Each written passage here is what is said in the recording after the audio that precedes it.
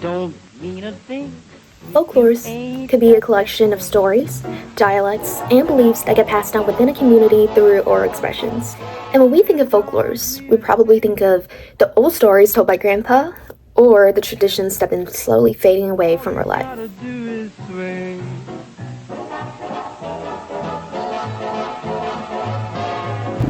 For Hurston, however, her study on folklores were widely criticized by other Black intellectuals during the Harlem Renaissance, including Richard Ray, who argues that art and literature should be political, oftentimes involves heavy topics such as slavery, oppression, and lynching.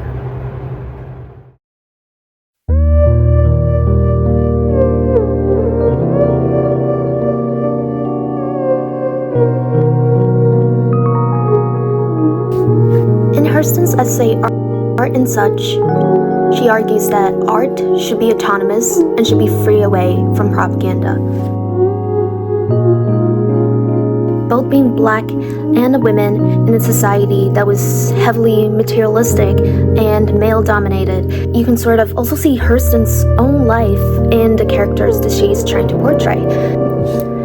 In her book, Their Eyes Were Watching God, Jamie, Black female protagonist, and she had endured 2 failed marriages where both of her husbands humiliated her and wanted her to remain her silence. And at the same time, when Hurston was writing this book, she herself also undergone a divorce for a very brief marriage, which did not end up really well. And I personally think a core theme in Hurston's artwork is the liberation of voice.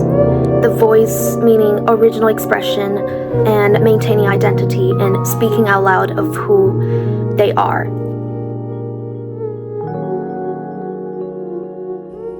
And Janie asserts here that the true meaning of life is found in the personal experiences and growth that she gained during her experiences of getting judged, alienized, excluded, and shamed. But she's proud that she could hold onto who she is through folklores.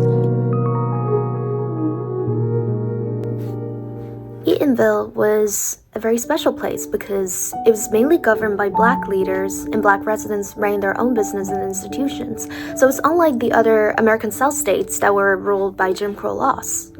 Hence, growing up in Eatonville really allows Hurston to immerse in a Black community and feel belonged. And Lucy Hurston, who is Hurston's mom, played a very important role in shaping her curiosity and her positivity. When Hurston was very young, she remembered that her mother always told her to jump at the sun, and even if she missed, her mom said, at least you can land among the stars. Lucy encourages her to read, to write, and to pursue an education and storytelling that later many people didn't expect a rural Black girl could have such confidence and curiosity in education in the early 20th century. What fascinates me a lot is Hurston's other work, Mules and Men, where she actually made herself one of the characters in that book. And this ethnological approach of going into a field that might be considered as underprivileged by people at the time. And if you take a closer look, most of her characters were uneducated and they worked at sawmill camp, so they weren't economically very privileged. Hurston was able to pick up the other side of their humanity and to present them from an insider's view without condescending attitude. And as Hurston later stated herself, she actually enjoys going into an isolated field that's not heavily influenced by outside economy or cultures. Therefore, she was able to pick up the purest form of art and the most authentic Black community cultures. One of Hurston's most controversial events was her opposition to the 1954 Supreme Court desegregation decision on education, where she criticized it because she thought that the desegregation of education implies the inferiority of Black students and teachers, and she thinks Black people didn't need the help of white people in order to learn better. However, her quote was later misquoted, and people reduced her opinion to that she support racial segregation law and even Jim Crow's, which she never did.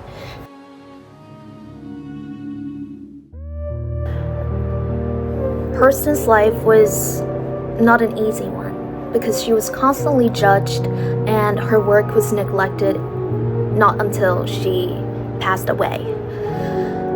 But what I really admire about this woman is her ability to see and to be herself. Because deep down she knew that the death of a Black's life goes way deeper beyond what the white people did to them, but it's the emotional complexities and their humanity, such as love, melancholy, sentiments, cultures that were flattened, unfortunately, by history, and that Zora Neale Hurston was able to represent them by writing books about folklores. And she deep down knew there's nothing to prove to the society because she is who she is and she is proud of being Black.